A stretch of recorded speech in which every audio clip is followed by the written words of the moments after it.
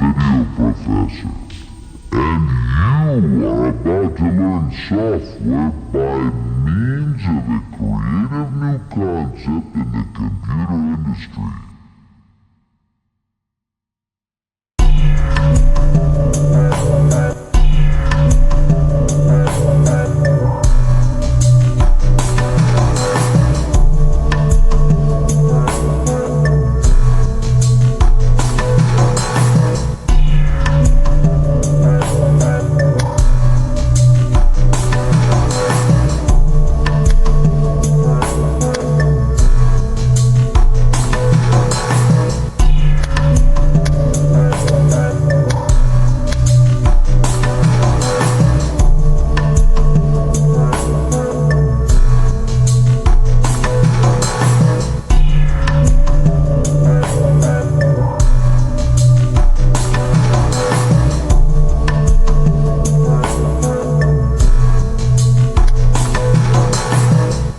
Welcome to Video Professor's Computer Learning Series.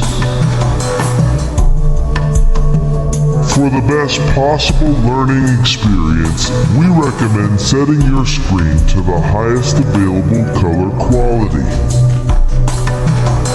To change your display settings, please follow these easy steps. Click your right mouse button on an empty space on your desktop.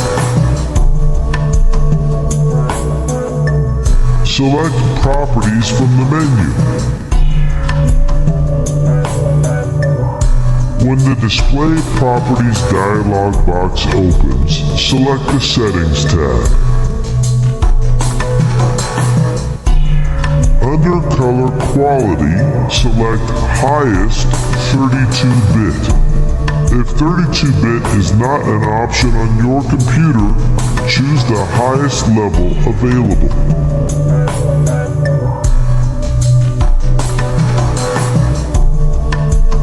Here, you can also adjust your screen resolution, which determines the size of windows and icons on your screen, including the lesson window.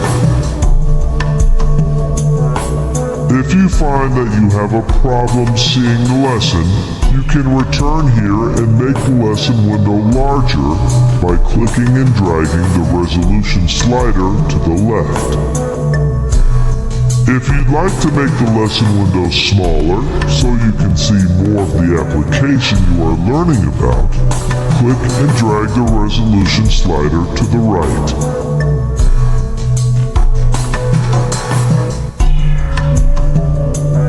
When you are done altering your display settings, click Apply. If you are asked if you want to keep these settings, click Yes.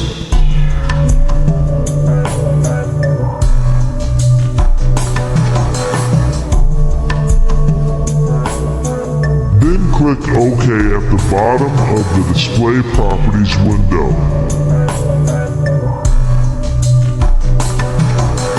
Display settings are now changed. To start this or any other Video Professor lesson, put the CD in your CD-ROM drive. The CD should start playing automatically. If the CD is already in the drive, double-click the Video Professor Start CD icon on your desktop to begin the lesson. On our lesson menu, you will see several icons. By selecting Other Offers from Video Professor, you will see great deals on products other than our CD lessons. You must be connected to the internet to do this. These offers change frequently, so be sure to return regularly to see what's new. Video Professor is always updating its products to reflect the latest software releases. Therefore, this CD may contain more than one version of the lesson you ordered. Click the version checker icon to find out which software release you own and which lesson you should view. Select that lesson and you will see the table of contents where the lesson sections are listed and described. To view a section, click on it in the table of contents. Most sections build on information presented in the sections before them, so we suggest you start at the first menu item and work your way through to the last. We have packed this CD with information and sometimes move at a fast pace. To help you control your learning experience, we have designed the CD to work like a VCR, allowing you to pause, rewind, or fast forward the lesson. If you ever need to step away from your computer during the lesson, simply click the pause button. When you return, clicking the play button will resume the lesson right where you left off. Using the rewind and fast forward buttons, you can review material you've just seen or skip ahead to a later part of the lesson. No matter where you are in a section, clicking the main menu button will return you to the table of contents.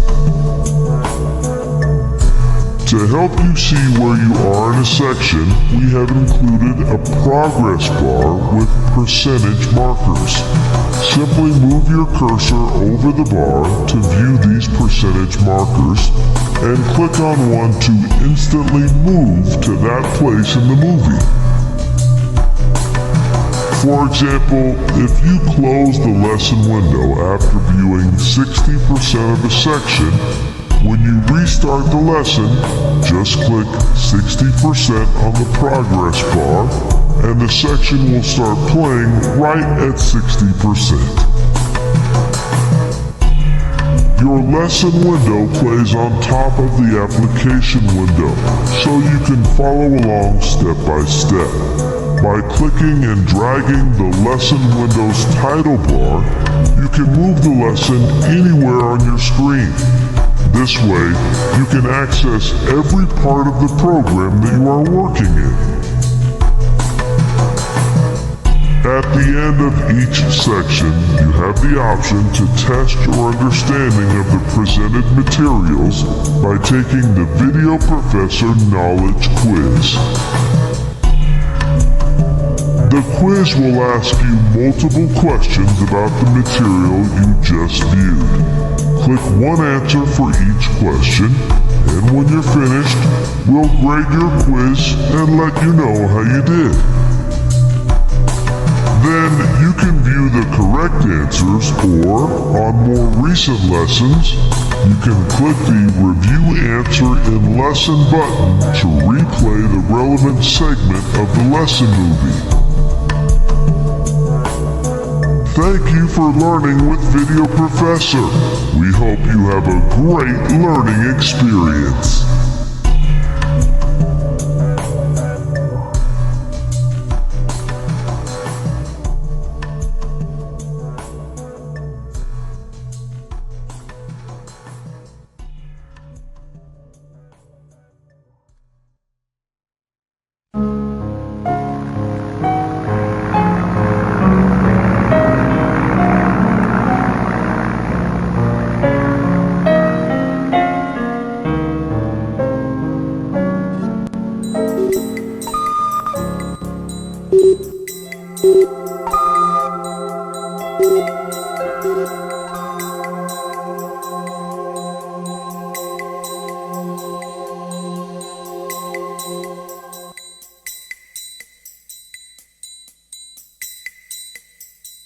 Welcome to my lesson on using the Internet. The Internet is a powerful tool used by people around the world. It conveniently links people from different places, allowing them to communicate and share information quickly and easily. It is used in homes, in business, education, government, and non-profit organizations.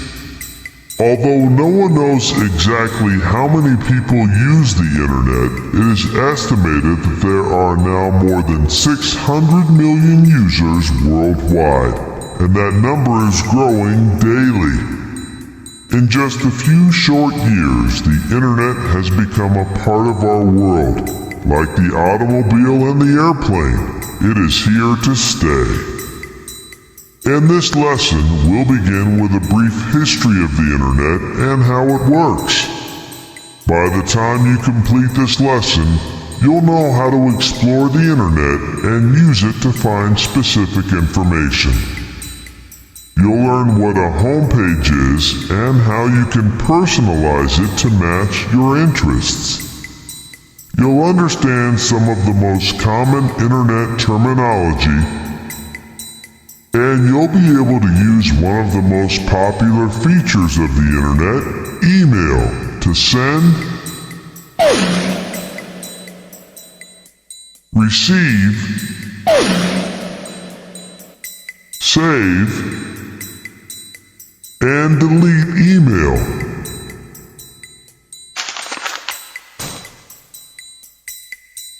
If you feel a little lost at first with all of these new terms and concepts, don't worry. We'll discuss them as we move along. By the time you've completed my lessons, you'll feel right at home as you explore the internet. And remember, you can pause the lesson at any time and review previous sections before continuing. Before we continue, let's talk briefly about the skills and equipment you'll need for this lesson. We will be using Microsoft Windows as our operating system. I assume you already know the basic Windows conventions for accessing menus and for using your mouse and keyboard to select options within drop-down menus and dialog boxes. If not, I suggest you see my lessons on learning Windows before you begin. I also assume you have a computer with internet access. Your computer should have a built-in modem that allows it to communicate through your phone line, or you could be connected to the internet with a high-speed connection such as a DSL or cable modem access. A third method, wireless service, is a new emerging technology that allows communication using wireless laptop or desktop computers. Which method of accessing the internet you choose depends on how you want to use the internet and what you are willing to pay. Because the internet is full of graphics that can be very large, the faster your modem connection, the faster your computer can download information. I will assume you are using at least a 56K modem for your internet connection. If you are using your home phone line and it is not a dedicated telephone line for the internet, make sure nobody picks up another extension while your computer is using the line, or your connection could be disrupted. Another factor that determines the speed of your internet connection is the amount of RAM your computer has installed. We recommend at least 32 megabytes or meg of RAM for the average internet user. However, 64 meg or greater of RAM can greatly speed up your internet experience. The last thing you'll need for our lesson is an internet service provider, also known as ISPs.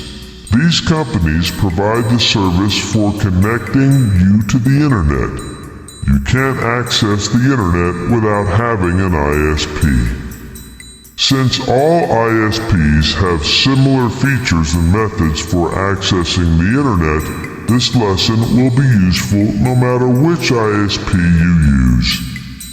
Although your ISP may be different from the one we use during some parts of this lesson, Once you've mastered one ISP, you'll feel right at home using any ISP.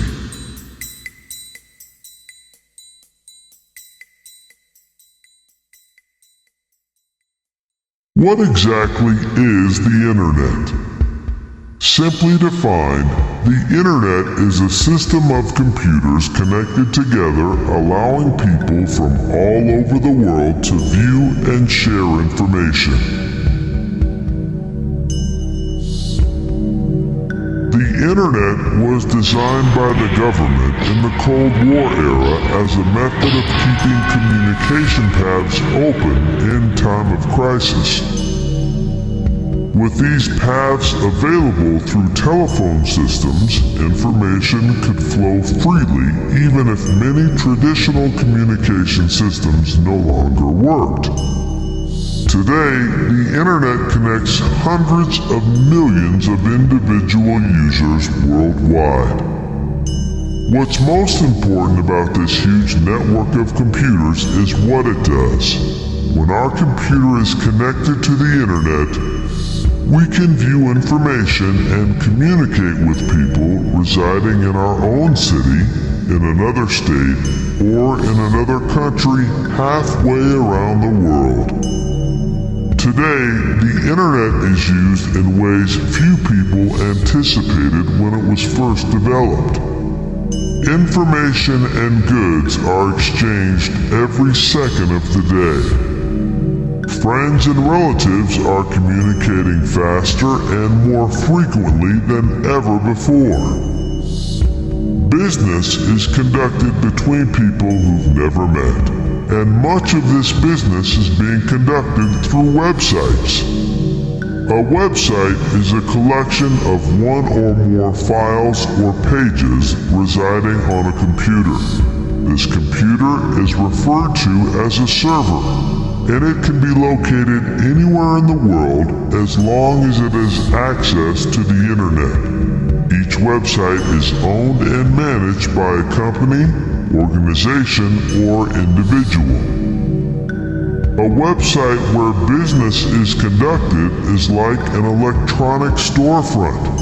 Instead of going to a building to shop, we visit the store at our computer. Having a website is essential in today's corporate world. There are millions of websites on the Internet, and more are being added daily. Whether your business is small or large, people will look to the Internet to find your products and services. Whenever you're on the Internet, you'll have an address window displayed just below the web toolbar. Inside will be the address of the website you're currently at.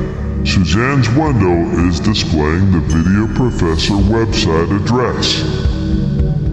This window displays the Uniform Resource Locator, or URL of this site, also known as the web address.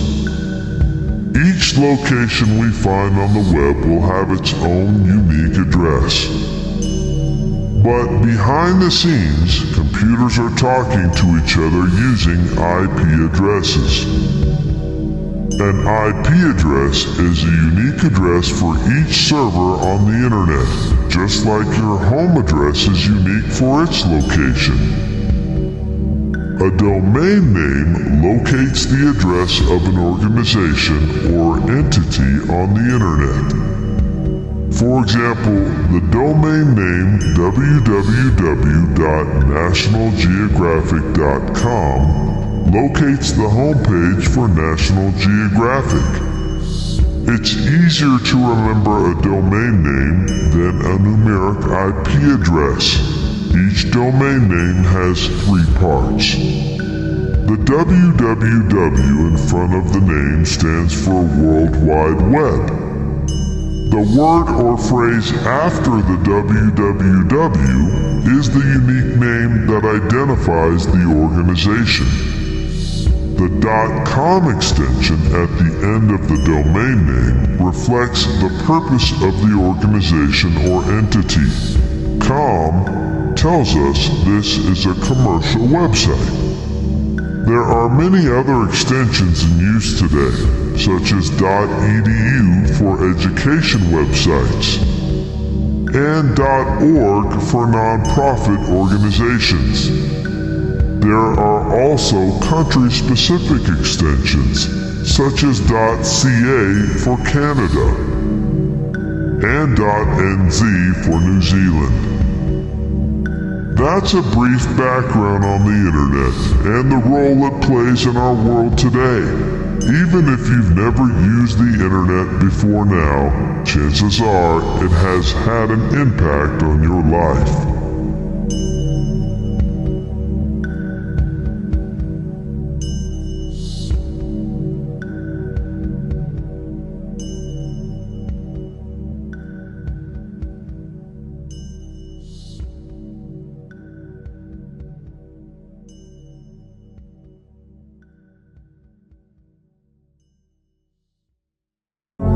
Now that we know where the internet has come from, let's see where it can take us.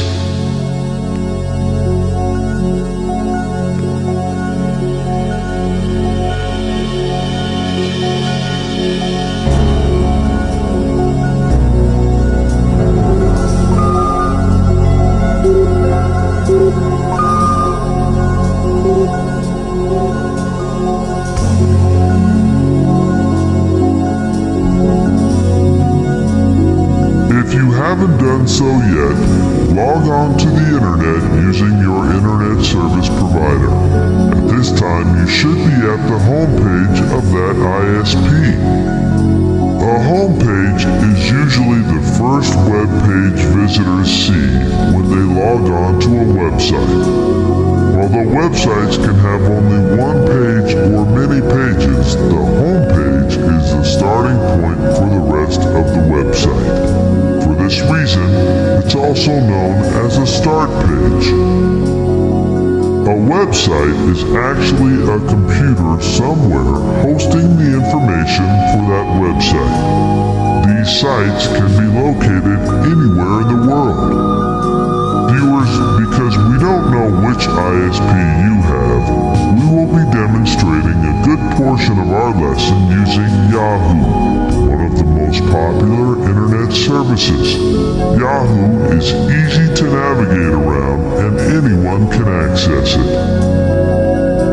The features we'll use with Yahoo are similar to those found on the home pages of other major ISPs. So if you are following along, the skills you learned working with Yahoo can easily be applied to your own ISP. I encourage you to follow along on Yahoo with Suzanne, so we're all looking at the same screens with the same options. We'll begin at the home page of the Yahoo website. To get there, go to the address window toward the top of your screen. Click inside it and type the following web address, www.yahoo.com.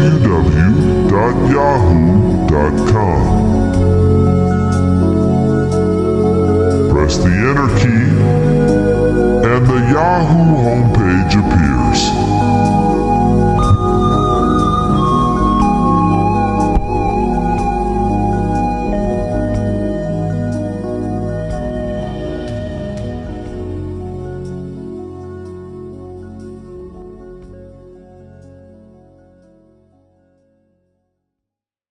Notice back in the address window there are now some additional characters.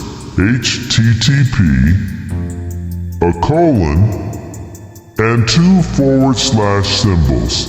This tells us we're actually at that website. HTTP stands for Hypertext Transfer Protocol. It's a set of rules for communicating and transferring files on the World Wide Web. The HTTP prefix is automatically added when we type an address in the window, so we never have to type it in when entering a website address. To navigate the internet, you need a browser. A A browser is the program that translates the programming language of the internet into the words and graphics you see on a web page. Although most of their work is invisible to users, browsers are a necessary tool for using the World Wide Web. Some of the most common browsers are Microsoft's Internet Explorer, Netscape Navigator, and AOL. Microsoft provides Internet Explorer with all Windows software, so it's likely this will be your default browser. When you're on the internet, the name of your current browser will be listed in the title bar at the top of your screen. Although many ISPs have a default browser, you can switch to another browser if you like by downloading the browser from that company's website. We'll discuss downloading programs on the internet a little later. For our lesson, we will be using Internet Explorer.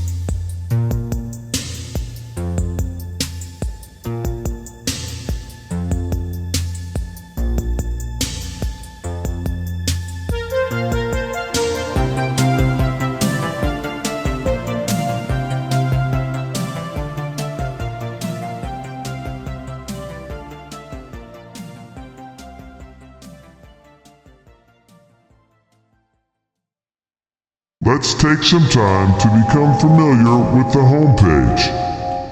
Remember, the internet is a dynamic, constantly changing world, and what you see on your screen may look different from Suzanne's screen.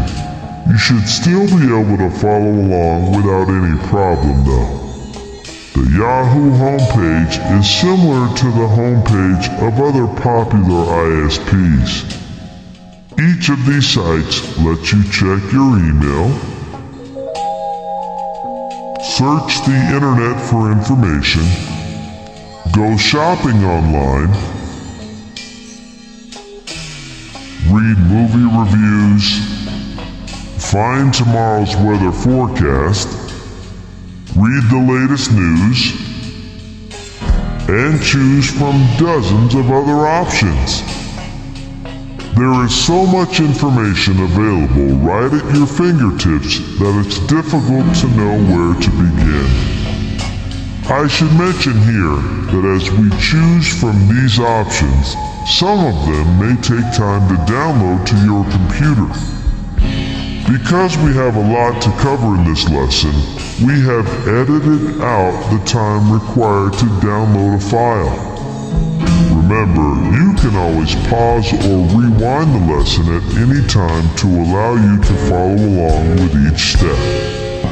If you feel a website is taking too long to download, or you choose something by mistake, you can click the Stop button on the web toolbar to cancel that request. Suzanne's Stop button is the icon of a page with a red X on it. Yours may look slightly different. To find it, position your mouse pointer slowly over the button until the small pop-up sign labeled Stop appears. The Yahoo window layout has some elements common to all Windows-based programs, while others are specific to working on the internet. Let's do a brief overview. I already mentioned the title bar at the top of the screen, which lists the website and browser we are currently in. Below that is the Internet Explorer menu bar. Clicking any of these words opens a drop-down menu with options for managing files, editing, viewing, accessing your favorite websites, tools, and getting help. Many of these options are familiar as Windows commands. We'll use the menu bar often as we progress through my lessons. We'll return to Internet Explorer later on and learn how to set options and preferences. Below the menu bar are the standard buttons on the web toolbar, providing quick access to some of the most frequently used commands.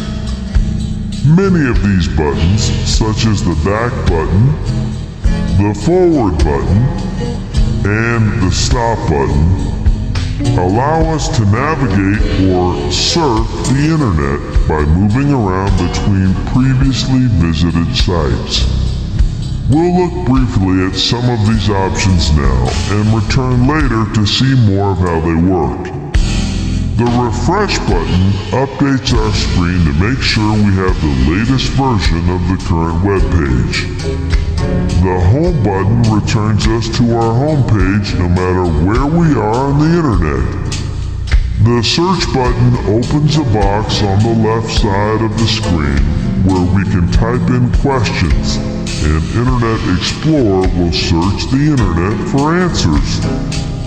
We'll spend time searching the internet later in my lesson, so if you've opened the search pane, click the X in the upper right corner to close it. Favorites lets us quickly open our favorite websites without having to type the addresses. The media button allows us to play music, video, or multimedia files, or even listen to internet radio stations.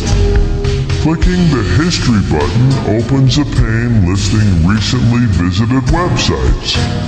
The Mail button takes us to our email account. Print lets us print items from the internet. The remaining buttons may react and look slightly different than Suzanne's depending on which programs you have installed and how your computer is set up. If you want more room for your web page display, it's easy to hide all these buttons. Right-click anywhere on the web toolbar, and from the drop-down menu, click on Standard Buttons. The entire row of buttons disappears and our home page moves up to fill in the blank. To display the buttons again, just right-click anywhere on the Internet Explorer menu bar and click Standard Buttons again to bring them back on the page. Below the web toolbar is the address bar, which tells us we're at yahoo.com. Beneath the address bar is the actual start of the Yahoo homepage. On each side of the Yahoo heading are navigational links that quickly take us to other Yahoo pages.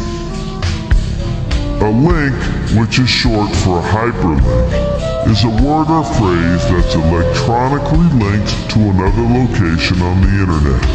Hyperlinks are often underlined or displayed in a different color. Clicking the link takes you to that location. Following various hyperlinks to see what information we can find is commonly known as surfing the web. We'll look briefly at these links and return to explore some of them a little later. The first button on the left, Personalize, lets us create a customized homepage based on our interests and preferences. The Finance button gives us access to all the latest financial news, along with tools for managing your money, researching mutual funds, paying bills online, and other personal finance topics. There's more information here than we can cover in this lesson, so if one of these subjects interests you, I suggest returning here to explore on your own.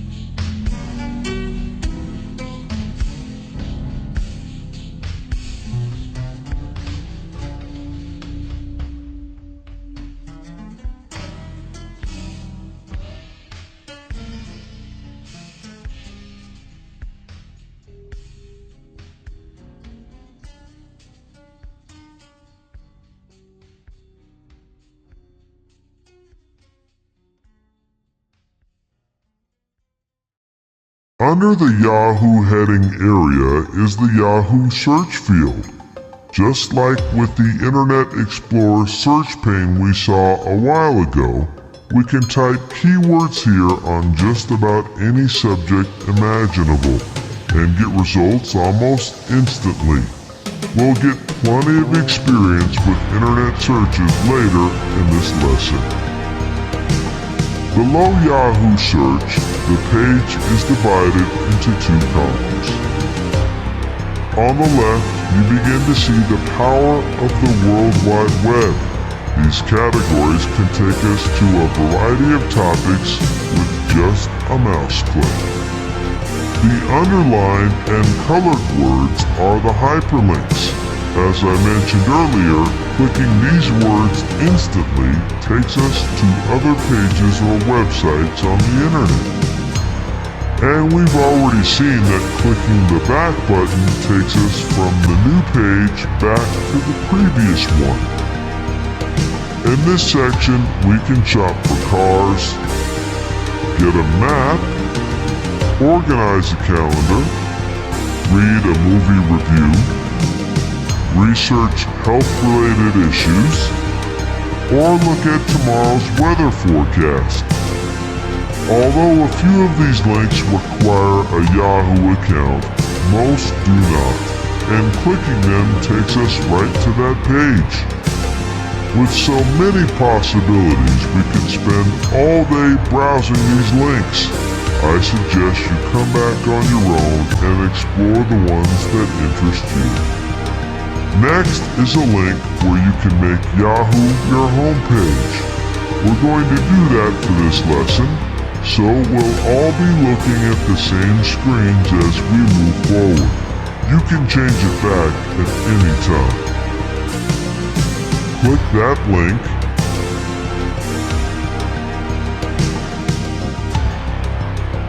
and a box opens asking if we would like to change our homepage to Yahoo.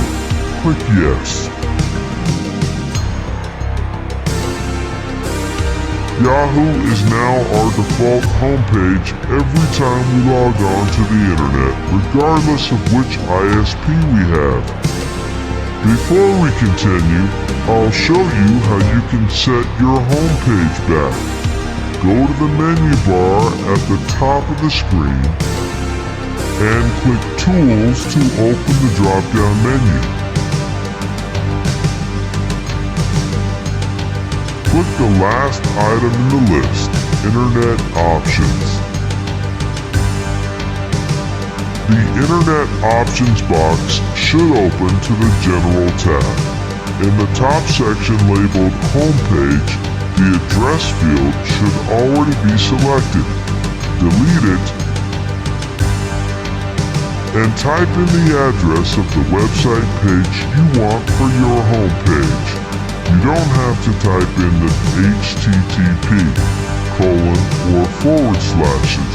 just the address beginning with www. At this point, if we wanted to make a change, we would click the Apply button at the bottom of the box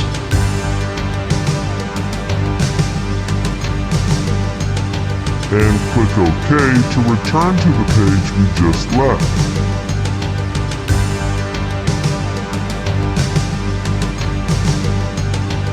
Clicking the Home button on the web toolbar would then take us right to our new home page.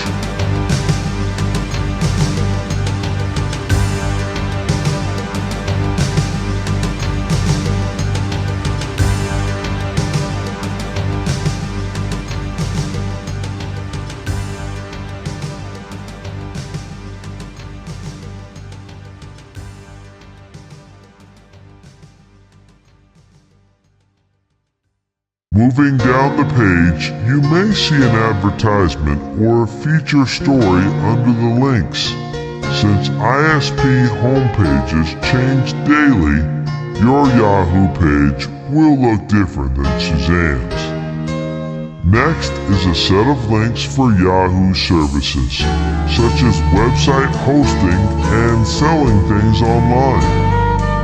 Beneath the Services section is Yahoo's website directory, arranged alphabetically by subject. Let's look at one of them. Click Health.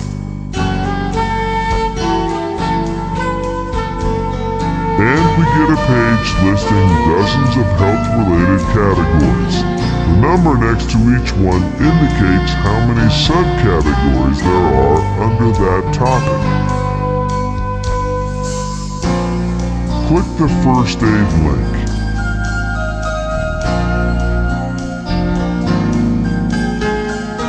In the Category section, we have even more topics to help us narrow down our search even more, such as CPR or the Heimlich maneuver.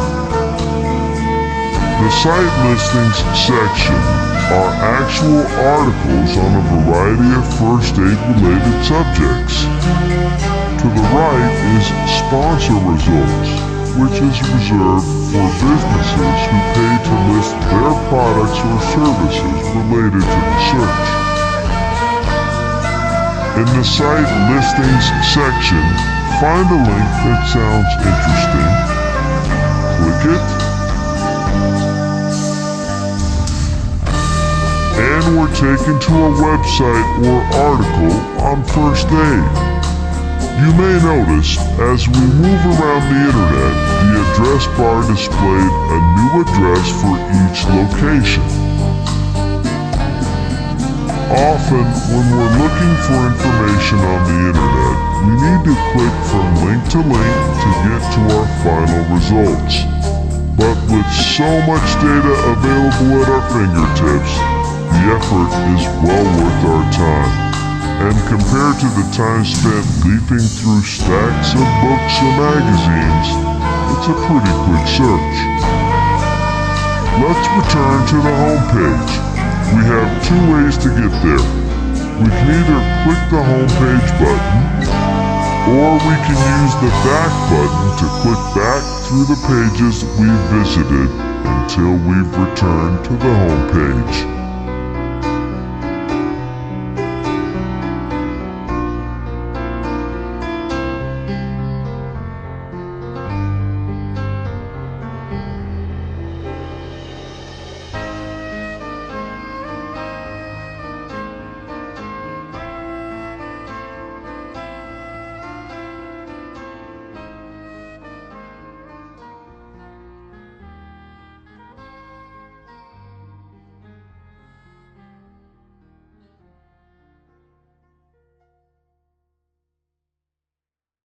scroll down to the bottom of the home page.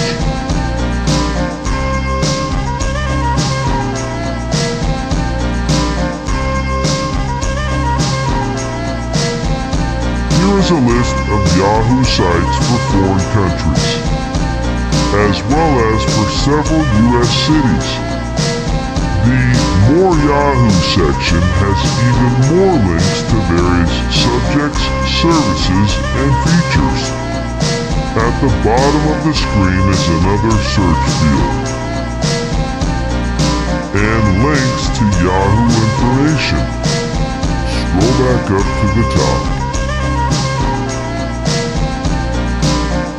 The top of the right-hand column will probably contain some advertisements.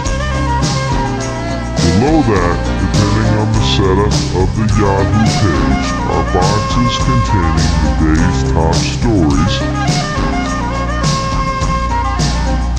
some online shopping links, and the latest gossip from the entertainment world. You can see a homepage is just the starting place for thousands of other destinations on the internet. As we spend more time exploring, you'll become faster and more efficient in your travels around the World Wide Web. We've taken a good look at the Yahoo homepage, but we're not limited to working with this page layout every time we come here. Many ISPs allow users to set up their own homepage so it displays the topics and features that match their personal interest, and Yahoo is no exception. In the next section, we'll learn how to customize our homepage.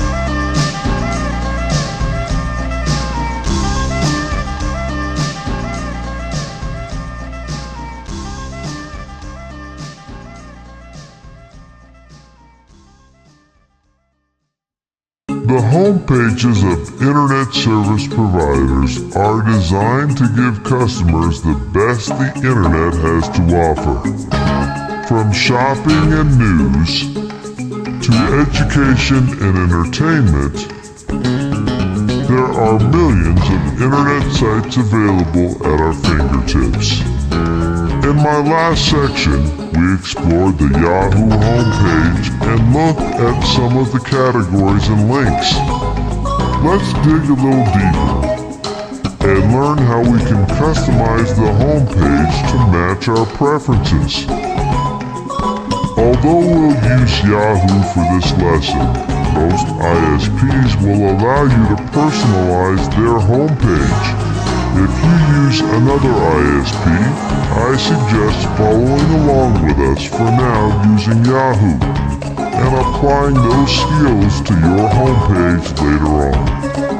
I mentioned earlier we would be setting up our own Yahoo account in order to access certain features of Yahoo.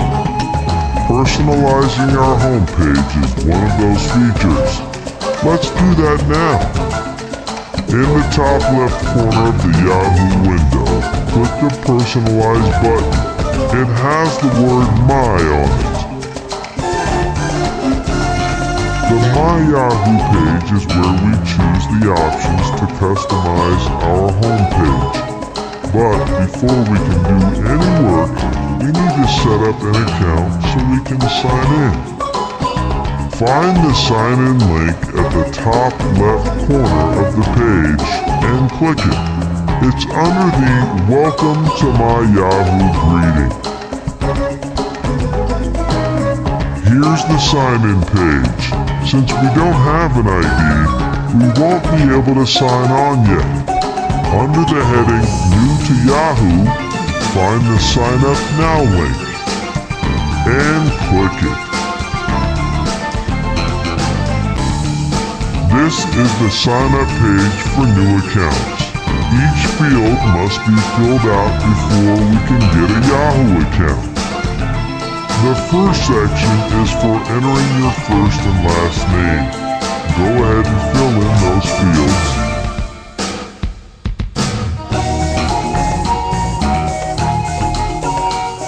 next section is for choosing an ID and password. In the first field, choose an ID, which will be your login name. Since Yahoo, like other ISPs, has many users, most of the common ID names have already been chosen. This is where you can be creative with selecting a name. You may want to use a combination of your name, initials, and numbers, or a name having to do with your hobby or personal interest. Don't worry about using upper or lower case for your ID, since Yahoo treats them both the same. Suzanne will try the name Suzanne S. The link next to the ID field, check to see if this ID is available, lets us see in advance whether our ID is already in use. We'll check during the submission process, so move to the next field. Next is the password, which must be at least 6 characters long. I suggest using a combination of letters and numbers to make it harder for someone else to enter your account without your knowledge. For your password, capitalization does matter, so using upper and lowercase letters is another way to make your password more secure. Retype the password in the third field. Checking the next box allows us to create an email address for this account. Let's go ahead and activate our Yahoo email address in case we want to use it later. Our ID and password will then be the same for email as for other Yahoo services. Make sure this box is checked.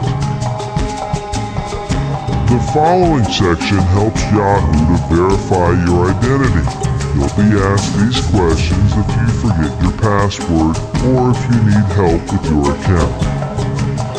Click the down arrow next to the security question field and select the question to answer. Next, type your answer to the question. It should be one you can remember, but that others won't easily guess. Move to the next field and enter your birthday.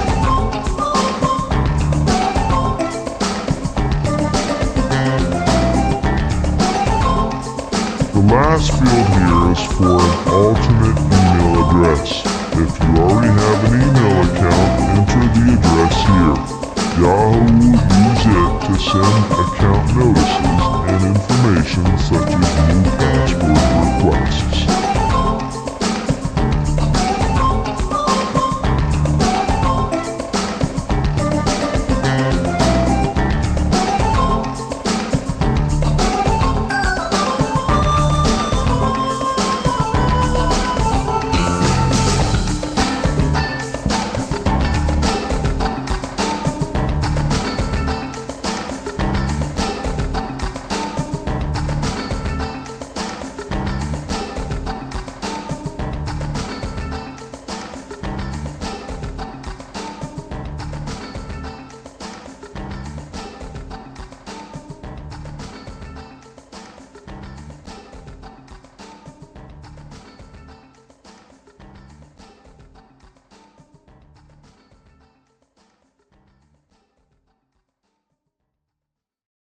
The next section gives Yahoo some basic information about yourself so they can provide relevant content. Beginning at the first field, enter your preferred language for website content, zip code, and gender. In the industry field, click the down arrow, and from the menu, select your area of employment.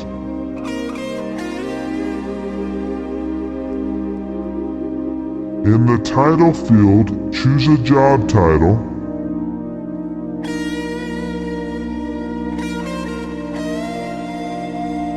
And in the next box, select a specialization. Depending on the title you choose, this field may or may not be available. Below this field is a section of checkboxes where you can ask to be sent offers and promotions on a variety of subjects. Unless you want advertising email in your inbox, I suggest you uncheck all boxes here, including the top checkbox that begins with "Send me special offers." The last section asks you to verify this is not an automated registration by typing the code shown in the box into the empty field. Go ahead and do that now.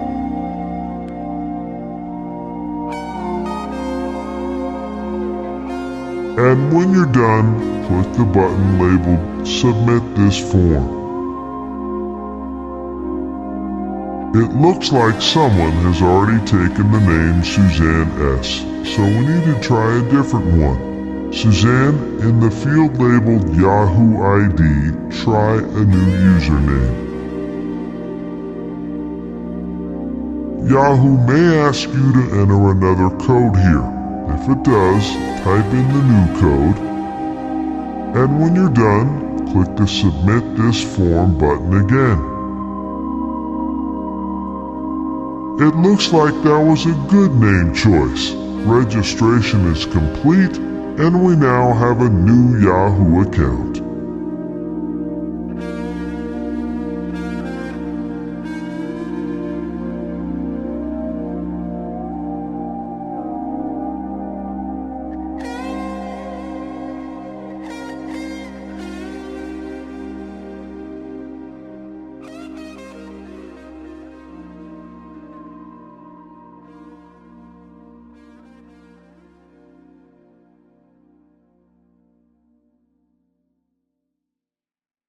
After a brief pause, our new personal page opens with our name displayed at the top of the screen. At the top of the window are 4 buttons for customizing the page. 2 of them affect how the screen will look, and the other 2 determine the content. Click the first one, Change Colors. This page offers background themes for your home page.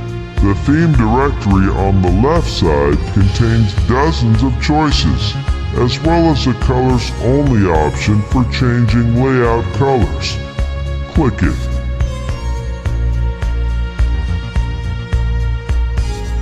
Yahoo offers quite a few color combinations for changing the look of your page.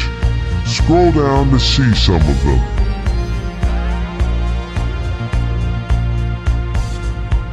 Let's try the Sahara theme. Viewers, click the Use this theme button next to the one that you like.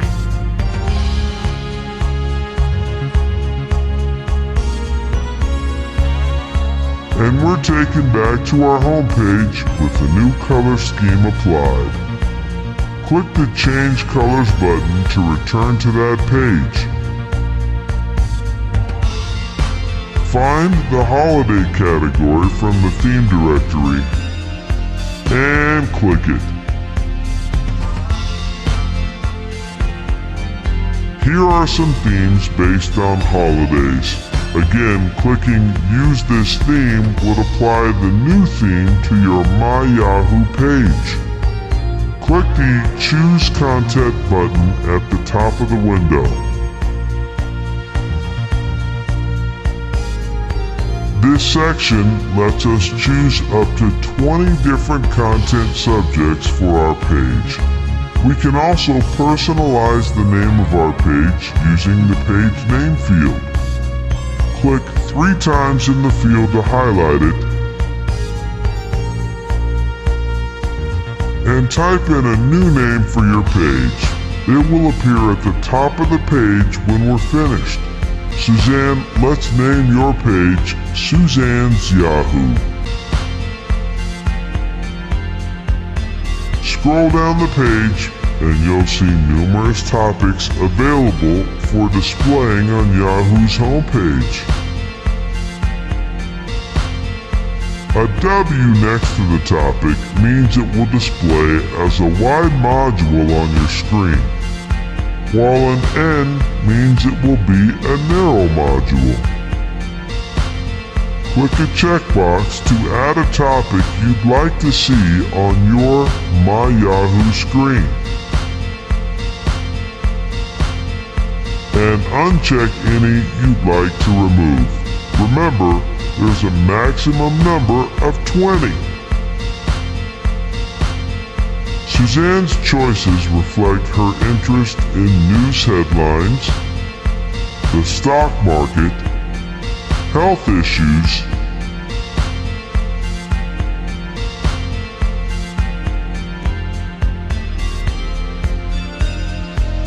animals, and music.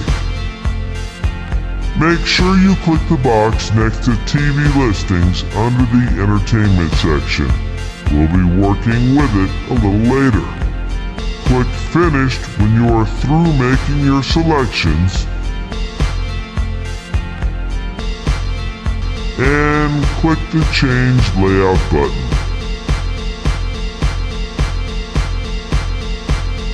This page lets us determine where our different modules appear on the page.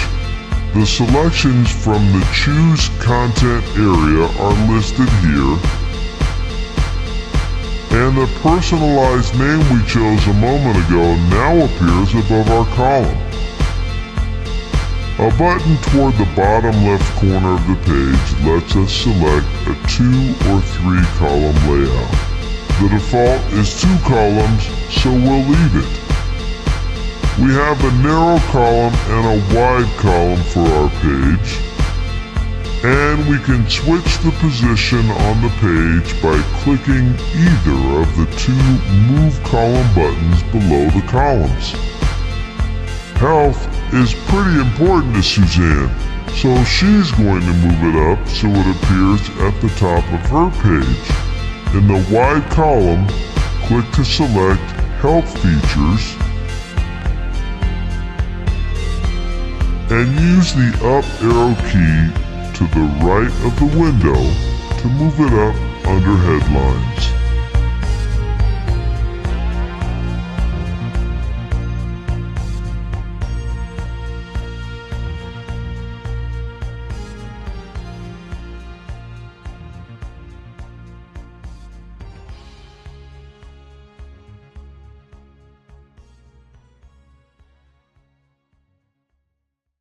Here we can expand My Yahoo by adding a new Yahoo page or creating a custom page. On the left side of the screen, Page Settings lets us adjust the greeting, the page refresh rate, and the default page. We'll leave these settings as they are.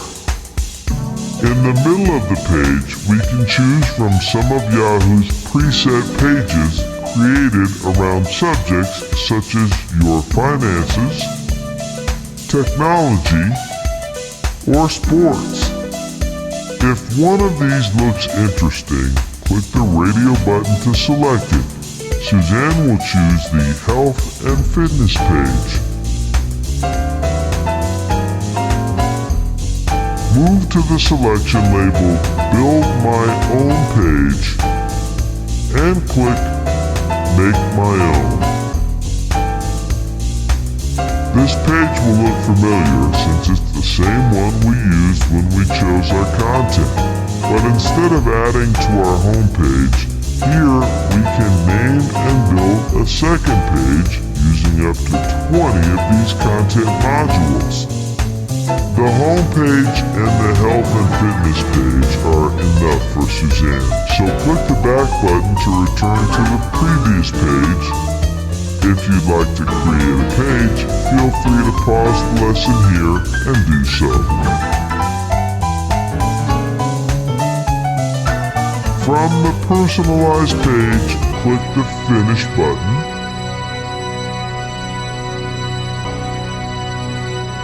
And we're back at our My Home page. It certainly looks different from when we last left it. The Help Features section is now toward the top.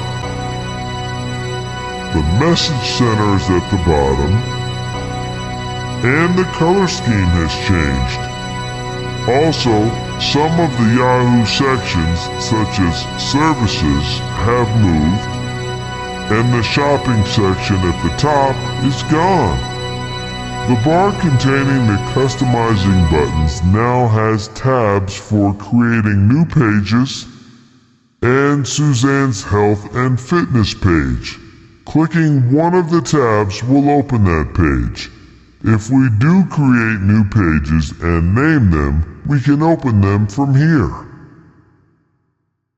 Now that we've learned how to create a personalized page, let's take a closer look at using the internet.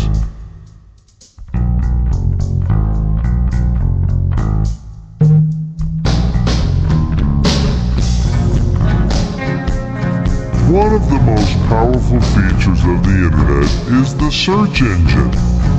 Search engines are programs that allow us to quickly find information on just about any subject imaginable. And there are a number of search engines available on the World Wide Web. Most ISPs have their own search engines right on the home page. There are also a number of independent search engines with their own home pages, such as AltaVista, Ask Jeeves, Lycos, and Hotbot. We'll begin exploring the internet by using one of the most popular search engines, Google. From your home page, click in the address bar, type www.google.com,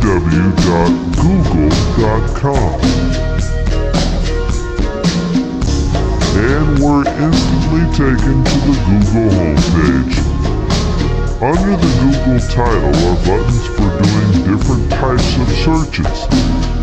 We can search the entire web, look for images, post and read comments on thousands of discussion groups or forums, search among news items, or go to Google's shopping page called Frugal. For general searches, the web category is probably the best choice. Web is the default category whenever you go to Google, so it should already be selected. The blank field beneath the buttons is the search field, where we want to enter the keywords for our search. Keywords are the words we type in that tell the search engine what information to look for. Let's do a query and see what we find. Say we want to find some pictures taken by the Hubble Space Telescope. We'll start by searching and typing telescope in the box and clicking the Google search button. Or you can just press the enter button.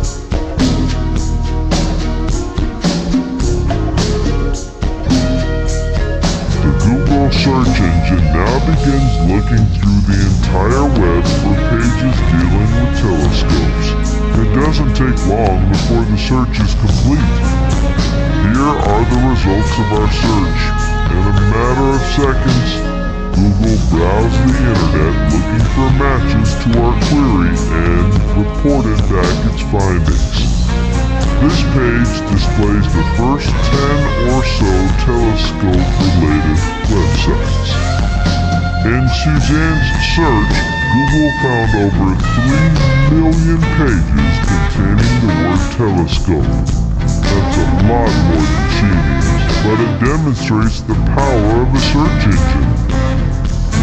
Scroll down through the page and look at some of the website results Google thinks best fits our search criteria.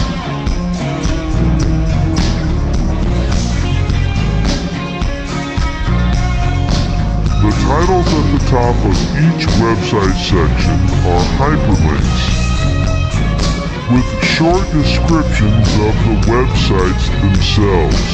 As I mentioned earlier, hyperlinks, also known as links, are words or phrases electronically linked to another location on the internet.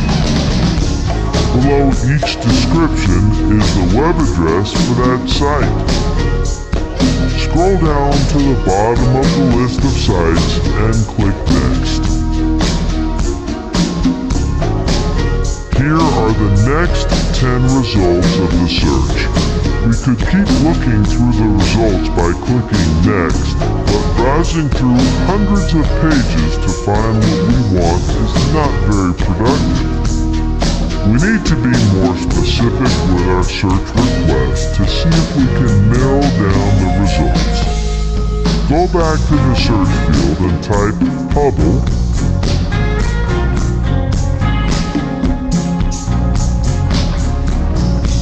and press the Enter key.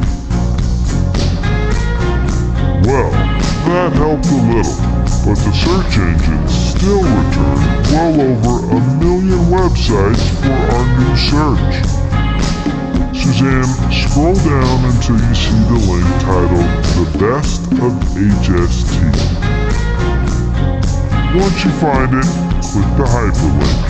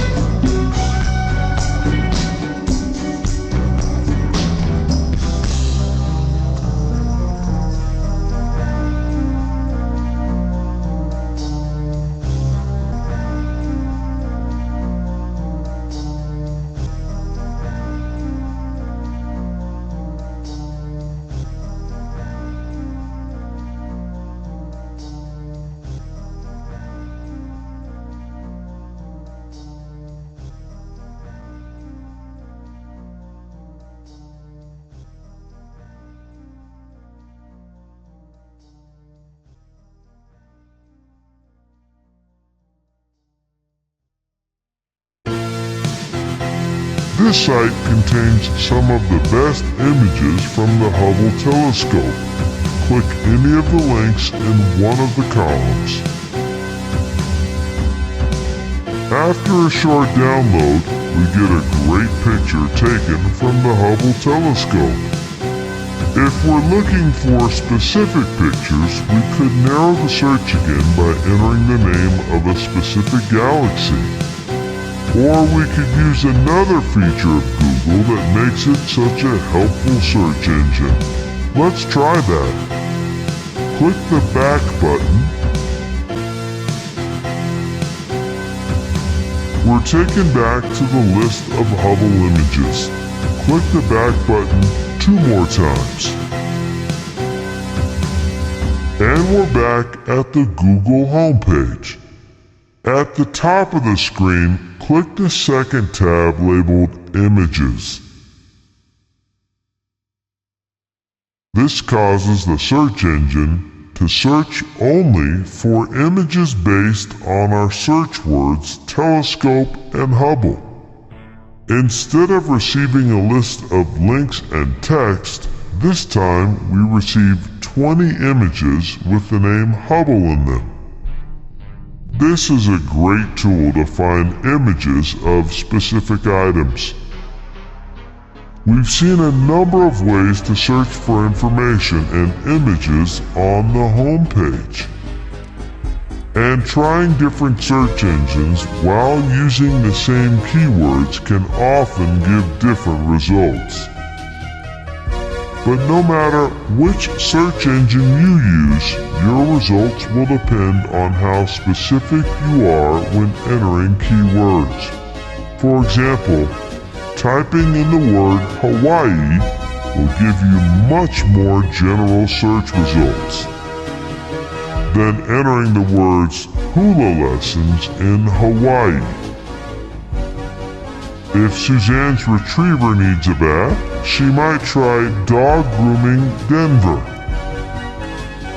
Google provides a tool for helping with even more specific searches. Click the Advanced Search link to the right of the search button.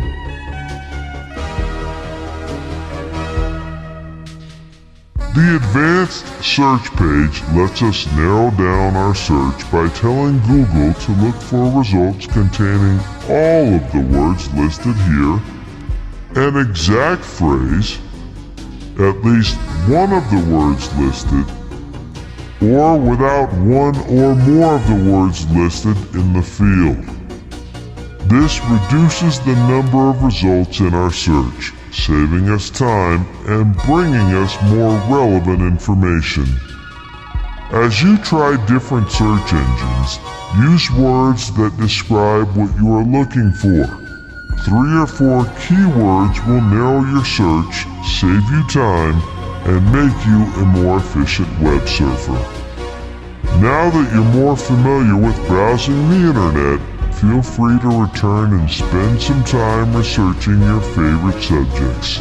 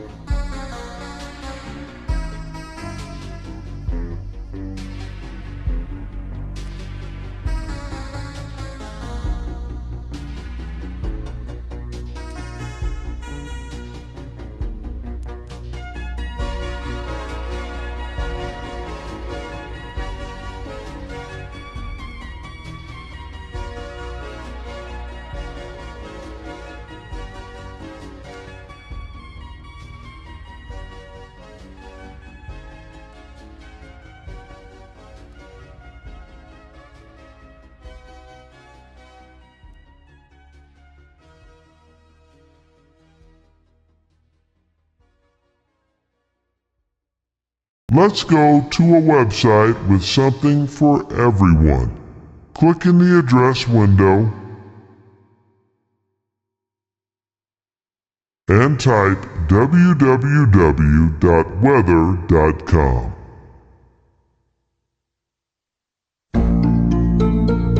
This is the website for the Weather Channel.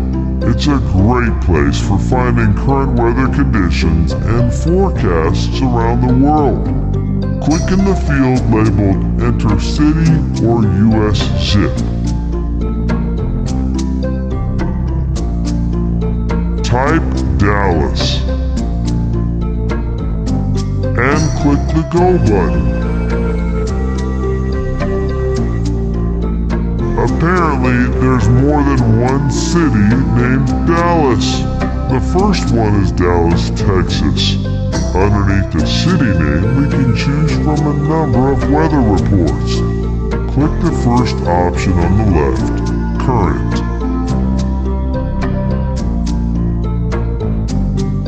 And we get current information on the weather in Dallas.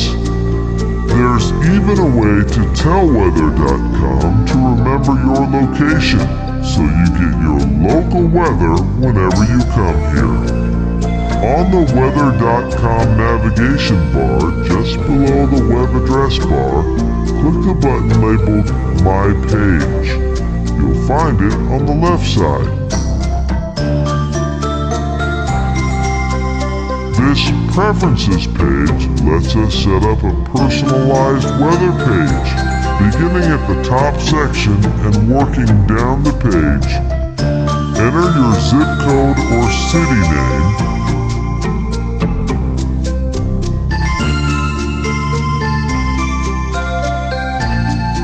and check the local resources you'd like to see.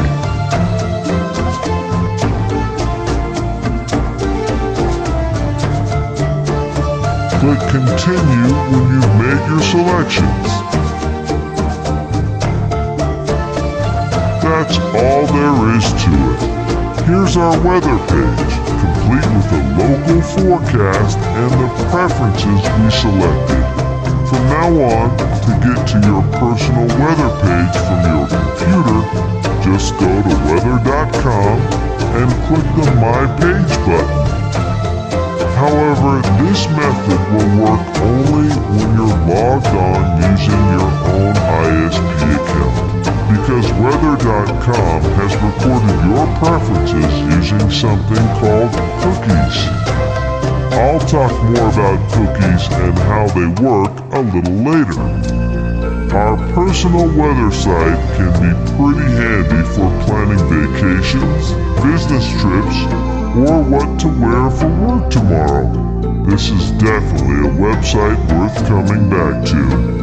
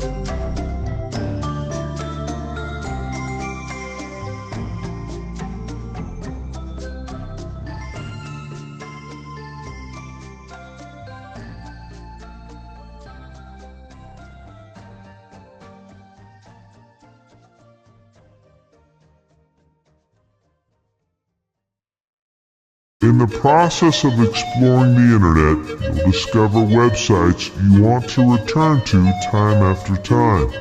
One way to get there is to type the site address in the address bar, but there's a much quicker way. Let's add our personal weather page to our favorites list.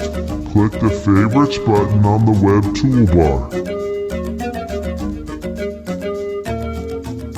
A column appears on the left side of the screen. This is a list of favorite websites. Your list may differ from Suzanne's list.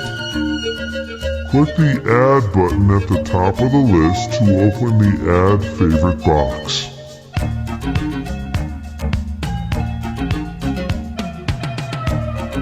The name field lets us change the name of this web page to something more recognizable. Highlight the name in the field and type Weather. Click OK. The Add Favorite dialog box closes. And the weather link with our name change is now added to our favorites list. The next time we want to check the weather in our area, all we need to do is click the Favorites menu to open our favorites list and click Weather. Marking a site as favorite is also referred to as bookmarking, the process of adding a bookmark so we can easily return to the site. Click the Home button to return to the home page.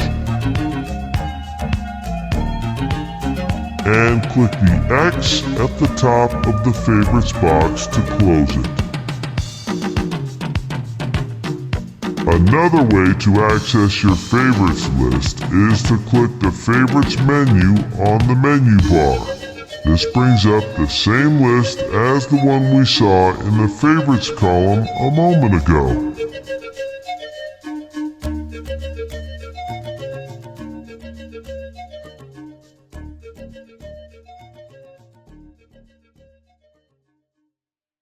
So far, we've explored different ways to find information on the internet and personalized our weather site. But how do you locate specific text once you're at a web page? Let's start with a new website. Suzanne is planning a vacation to Hawaii, and she'd like to get some tips on safety while she's in the islands. Go to the address window and type www.gohawaii.com.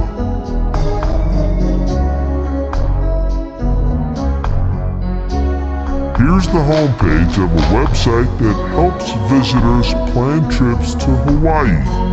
In the column on the left, find the Travel Tips link and click it. There's a lot of text here, and we could read the entire page in hopes of finding safety information, but there's a quicker way to search a web page for specific words. Press your Control and F keys. The Find dialog box opens. This field lets us enter a word or set of words we want to find on the current page. We can specify a search matching the whole word and matching the case. The radio buttons under the direction label let us search up or down the page depending on where the cursor is. Make sure the down button is selected. Let's see if there's anything about safety on this page. In the Find What box, type Safety. Click Find Next. And there's the word safety highlighted at the bottom of the page. Click Find Next. And a second occurrence of the word appears in the body of the section on safety in Hawaii. This feature is especially useful when you're trying to find specific words or references in a large document. Click the X to close the box. Before we move on, I want to show you two easy navigation tools that will save time when surfing the internet. Click the down arrow to the right of the address bar. Here is a list of sites we've visited recently. You can scroll down with your mouse and click any of them to return to that site. Click outside the list to close it. Click the History button on the web toolbar. It's just to the right of the Media button. The History pane opens on the left side of the screen. This list displays links for websites and pages that we've recently visited. Clicking one of these links takes us back to that location. Close the pane by clicking the History button again. We'll end our session by returning to our home page. Click the Home button. And we're taken back to our home page, ready for our next step in learning the internet.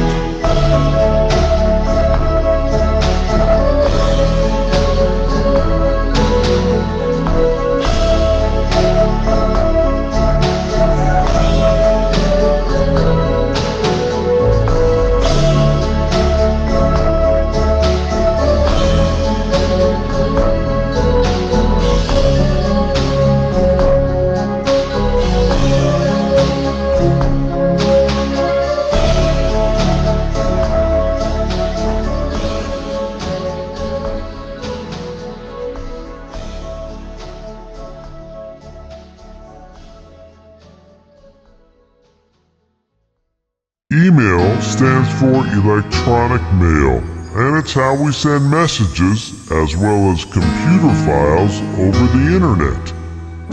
Email is similar to regular post office mail, except it is much faster because it travels through computer and telephone lines.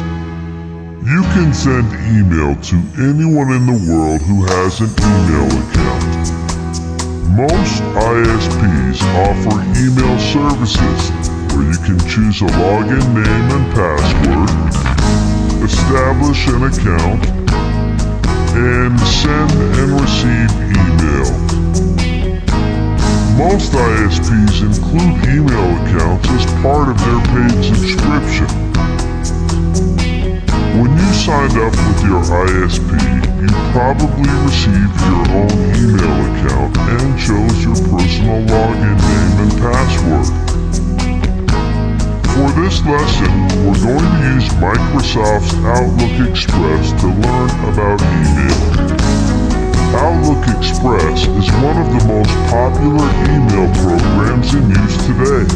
It comes free with Internet Explorer, providing an easy way to send, receive, and organize email.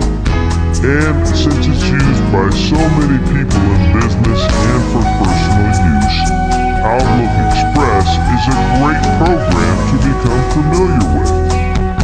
Since Internet Explorer comes pre-installed on most Windows systems, it's likely you already have Outlook Express on your computer. If you are using your own email service with Internet Explorer, you can open Outlook Express and follow along with Suzanne. And if you're using a browser other than Internet Explorer, you can still follow along with my lesson. Your email service will be similar, and you should be able to do many, if not all, of the things we cover here. Either way, we will be covering email fundamentals that apply to all programs. After we open Outlook Express, the layout and features should be similar to your own email program. If you have an email account or Outlook Express is already set up in your computer, just watch while we set up the program. When we get to the main screen, you can join us and follow along using either your own email service or Outlook Express. We'll start by opening Outlook Express. You can launch it either by opening your Start menu and finding it under All Programs,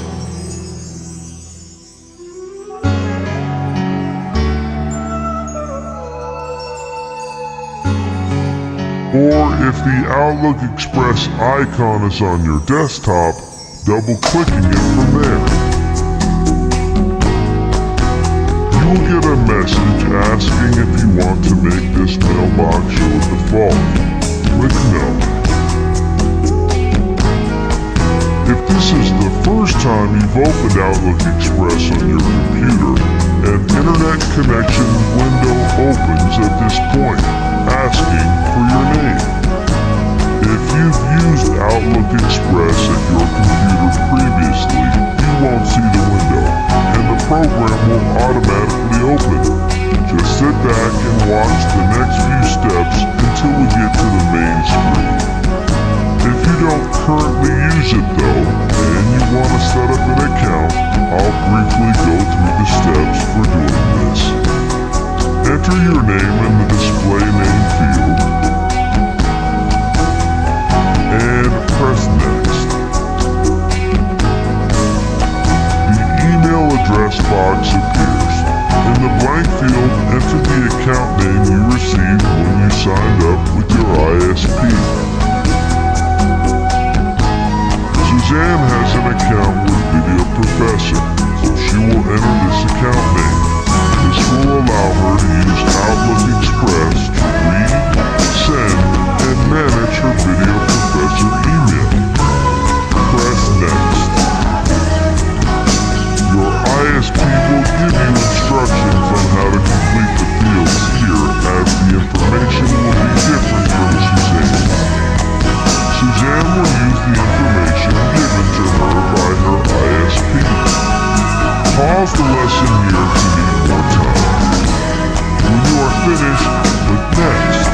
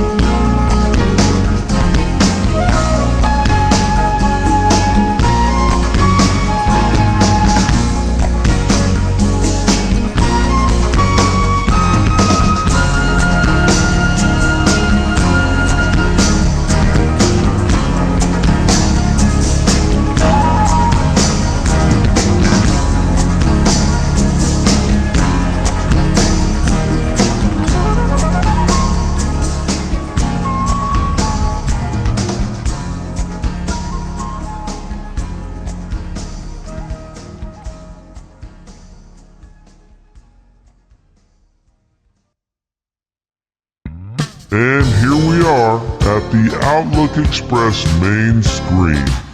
At the top are the menu bar and email toolbars. The most frequently used icons are listed here.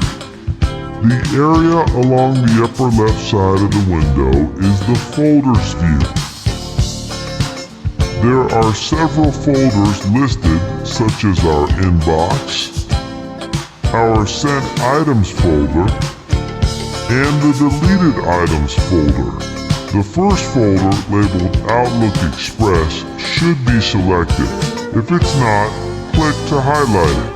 This opens the Outlook Express pane on the right side of the screen. The Folders view helps us keep email stored and organized. Directly below is the Contacts view. This displays the names stored in our email address book. Look up on the icon bar and find the button titled Addresses. We'll come back here a little later and learn more about storing names and email addresses. On the right side is the Outlook Express pane. This area gives us easy access to tasks such as reading new email, creating a new email message, setting up a newsgroup account, or working with our contacts. On the right side of the pane is a tip of the day, with arrows at the bottom for scrolling through additional tips. Suzanne, let's start by creating a new folder in the folder view so we can organize and store some Video Professor email. Click Local Folders.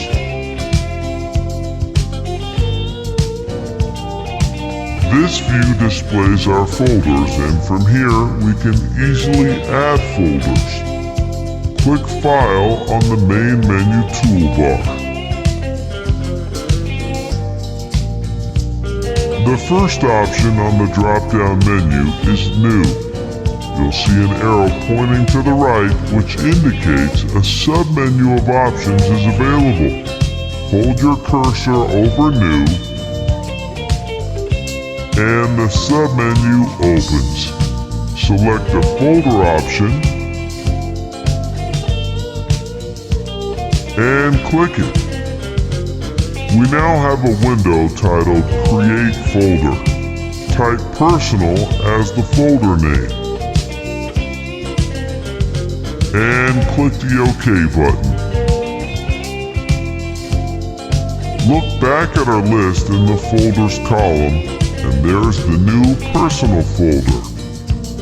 We can use this tool anytime to create folders for organizing and storing emails from family, business, or other useful categories. We'll come back a little later to work with this folder. Let's look at addresses. Click the Addresses icon located on the email toolbar, and the address book window opens. The address book is a convenient place to store names and email addresses. Since Suzanne is new to email, her address book is empty. Video Professor has set up a special greeting for all first-time email users, but to receive it we must first send Video Professor an email. Click the New button to open the pull-down menu and select New Contact. The New Contacts Properties box is where we add a contact to our address book. At the top of the page, you'll see tabs opening pages for other categories such as Home, Business, and Personal. For now, we'll add information only in the Name page. The names we enter in the first name and last name fields will be the name displayed in the address field of our outgoing email message. With our cursor in the first name field, type in video. Notice as we type, the letters also appear in the display field. Press the Tab key to get to the last name field and type in Professor in the last name field. Again, the last name appears in the display name field. Click in the email addresses box. This is where we enter the email address of the person or organization. In regular postal mail, for the letter to reach the desired location, we write the address on the envelope using the person's name, street address, city, state, and zip code. An email address performs a similar task. It includes the address information needed to route a message from the computer along the phone connections through several other computer servers, and finally to someone else's computer. In the email window, type in the Video Professor email address, which is hello@videoprofessor.net. An email address is comprised of 3 parts. The username, in this case hello, followed by the @ which is the Shift key and the number 2 key, and the location address of the provider service, which is videoprofessor.net. When finished typing in the address, click the OK button.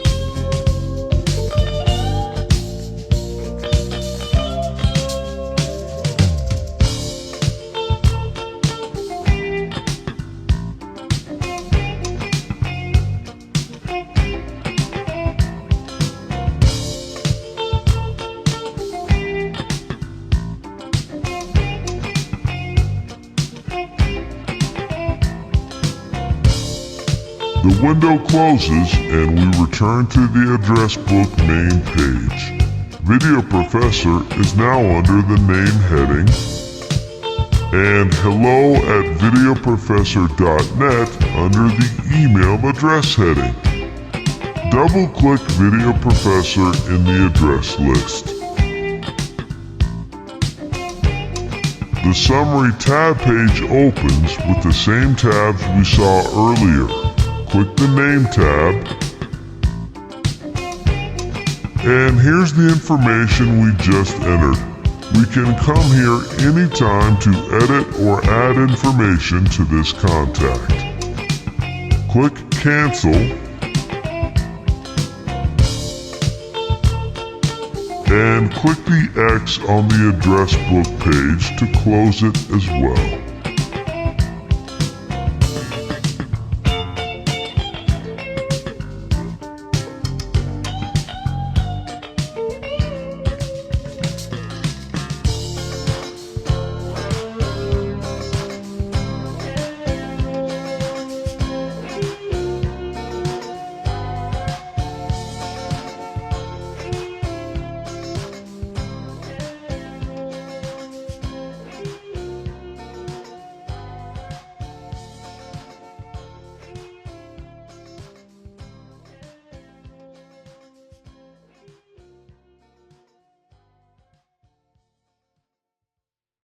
Now that we have entered the Video Professor email address in the address book, it will be available whenever we want to write a new mail message.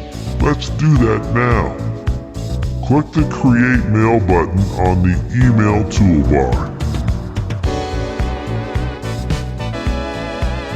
A new email message box opens.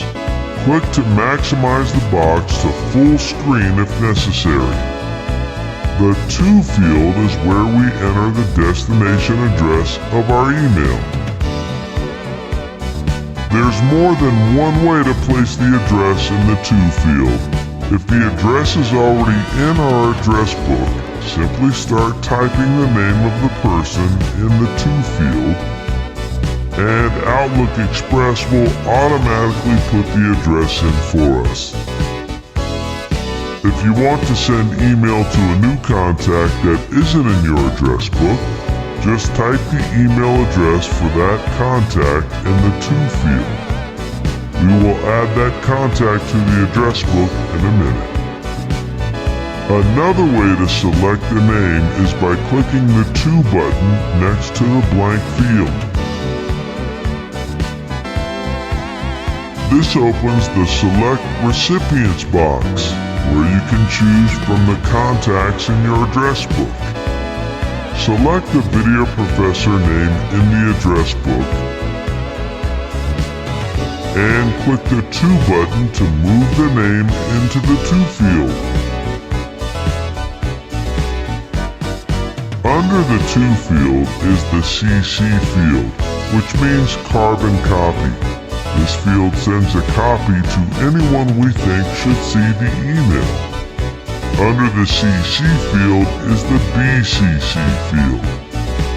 BCC stands for Blind Carbon Copy, which means recipients in the To and CC fields won't see anyone in the BCC field. And while recipients in the BCC field will see the addresses in the To and CC fields, they won't see other BCC addresses. We can easily enter multiple email addresses in the To, CC, and BCC fields.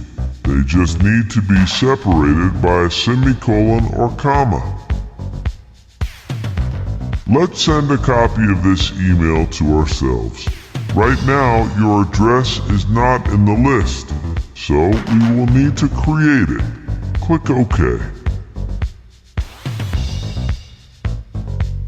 And we're back at our new message box. The BCC field isn't currently showing here, but it's easy to display. Open the View menu and select All Headers. The BCC field now appears. Viewers, put your full email address in the CC field so you can get a copy of this email. Next, we need a subject. When email shows up in our inbox, we see who sent it and the subject name they've given it. When we start receiving lots of messages, this helps sort through the stack of mail. For business and professional correspondence, I recommend using accurate descriptions in your subject line, so the person receiving your email knows what to expect. Click in the subject field and type "My first email." Press the Tab key to move the cursor into the body of the email message. We'll make this short. Type in, "Hello, Professor. I'm sending you my first email letter," just as you see it on the screen. We're intentionally misspelling the word sending so we can see the spell check feature in action. Click the spelling icon on the email toolbar. When the spell checker finds a spelling error, it opens a window with possible solutions to the misspelled word. It found sending misspelled and gave us a list of suggestions for our misspelled word. Click the correct one, sending, and click Change. This automatically corrects the word in our email. We get a message saying the spelling check is complete, so click OK. We are ready to send the email. Click the Send button on the toolbar.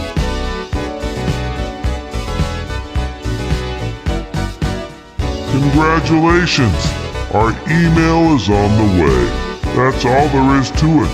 Your email has been sent to Video Professor and to you. And we are back at local folders. Let's look at some of the other features on the main email page. Click the Inbox on the folders list. The inbox is where all the incoming emails are stored until they are moved to a different folder or deleted. Even if we read an email and closed it, it remains in our inbox until we move or delete it. As you accumulate email messages over time, you will want to move or delete some of them, as the inbox can get full very fast.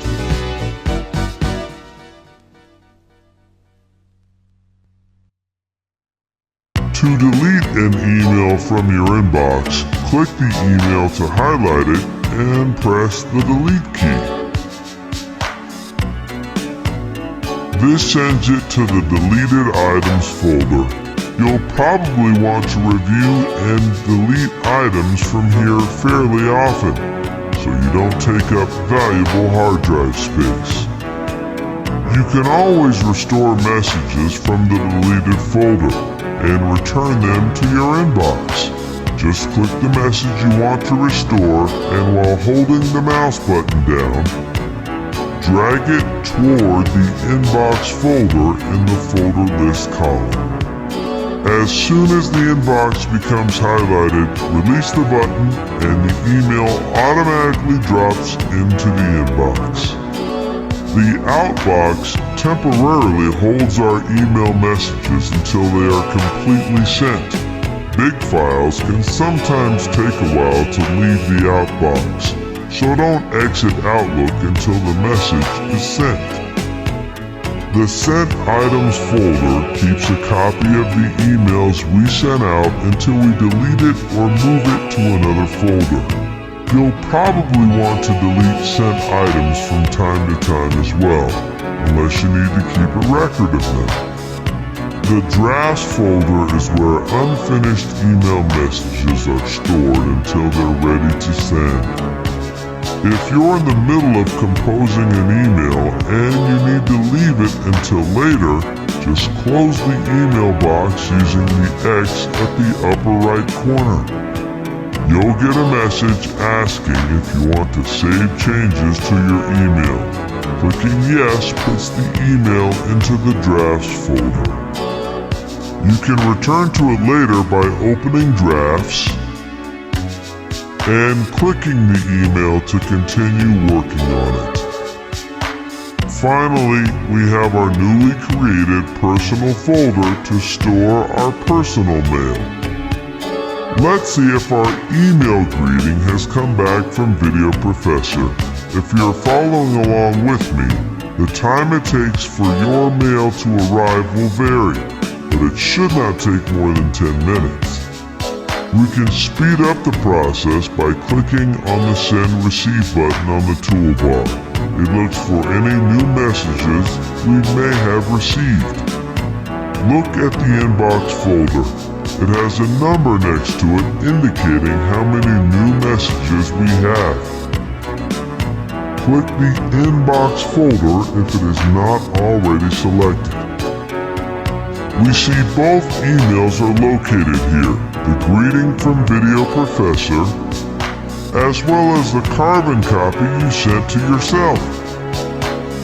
If this is the first time you've opened this folder, you may also see some email messages from Microsoft Outlook Express. Be sure the Video Professor response is highlighted. The email is displayed in the preview pane, which is just below the inbox listing our messages. This pane lets us see the email without increasing it to full screen size. We don't see all the details that we would if we open the email, but it's a quick way to scan the contents of the message. The paperclip icon to the left of the hello message in the upper window indicates this email has a file attached to it. This file is referred to as an attachment. Whenever we send email, we can attach files containing text documents, photos, spreadsheets, graphic images, and other file types. These attachments are an efficient way to send additional information with our emails. I'll talk more about them in a moment.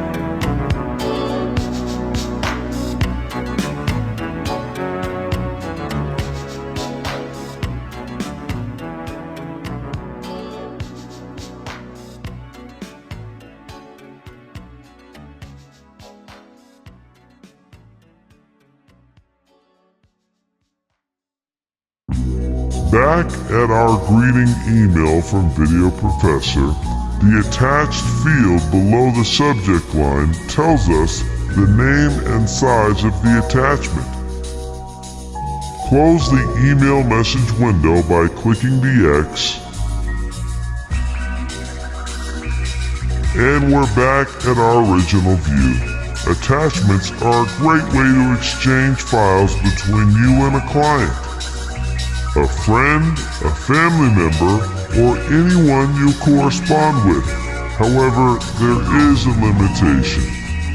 In order to open an attached file, the person receiving it must have the software application that created the file. This attachment was created as a text file, so we should be able to open it. Click the paperclip icon,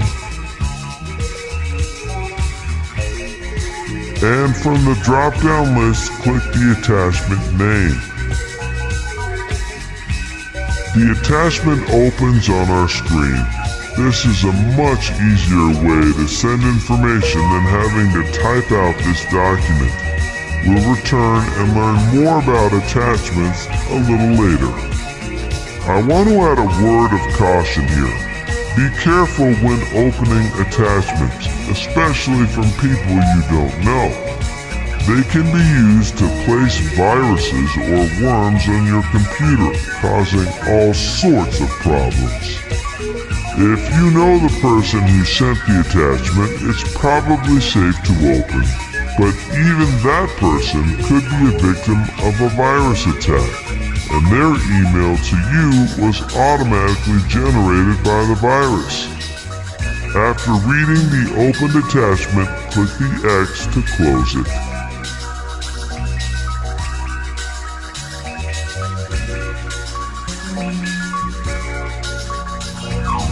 Now that we've opened our email greeting, we have several options for handling it from here. Viewers, you can sit back for a moment and watch while Suzanne goes through some of these options. Clicking the reply button on the left side of the toolbar opens an email box where we could respond to the person who sent the email. The next button, Reply All, would respond to the sender and to anyone else CC'd on the mail. Clicking the forward button would let us send this email and the attachment to anyone whose email address we type in the To field. The print button opens a dialog box that lets us send this email to our printer. And if we want to get rid of this email, we can click the delete button. For this email, let's do something a little different. Click the X on the message box to return to our inbox. Now that we have read our email greeting from Video Professor, let's move it to our new Video Professor folder. Click that message to highlight it, and while holding down the mouse button, drag it to the personal folder. As the mouse pointer moves into the folder's pane, it turns into an arrow with a box attached. When the personal folder becomes highlighted, release the mouse button. Click the personal folder and there's our email. Pretty easy, isn't it?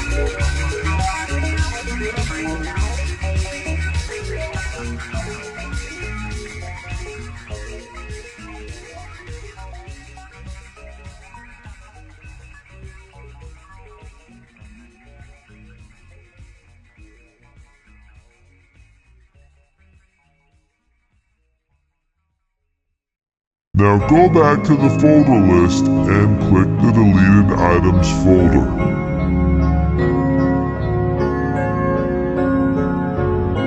There's our deleted email. This is the last place to find it before it is permanently deleted. Let's delete the message from the computer. Click the email and click the delete button on the toolbar.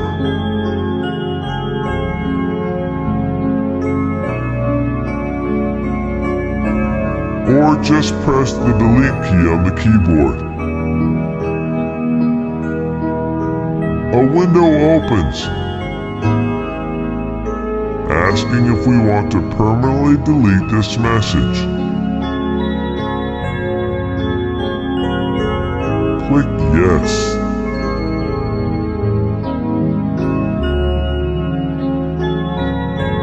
That's all there is to it. The email is deleted. A quick note. Be careful who you send your email address to, as you could start getting junk email just like you do through your regular mail.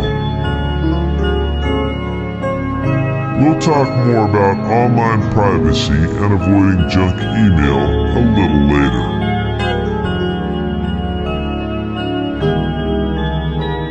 Accessing your email, even from someone else's computer, is easy.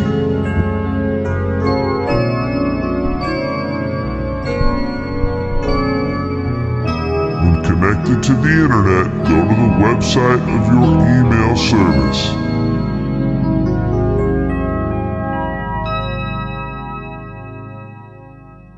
No matter which service you have, there will either be a sign-in box on the home page or a button usually marked mail or email to take you to that box.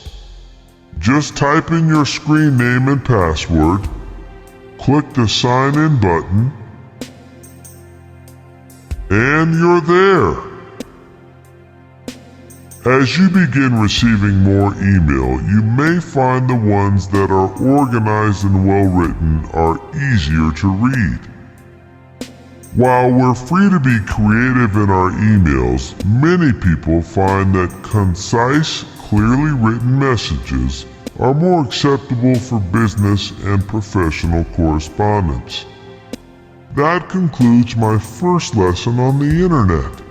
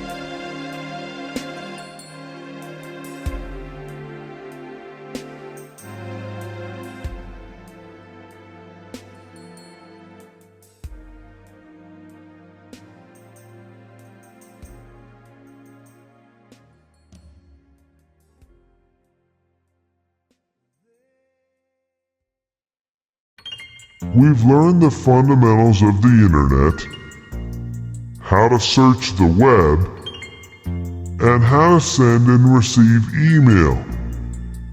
In my next lesson, we'll learn how to set up personal preferences in Microsoft Explorer, discuss ways to keep our computer and our online privacy protected, look at the world of chat rooms and instant messaging, and discover a powerful way to communicate and share information with others on the internet.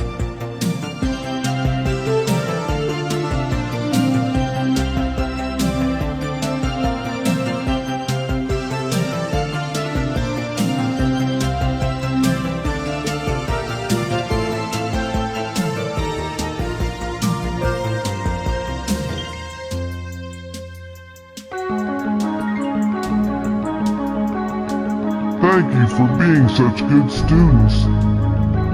And remember, there is always more you can learn from me, the Video Professor.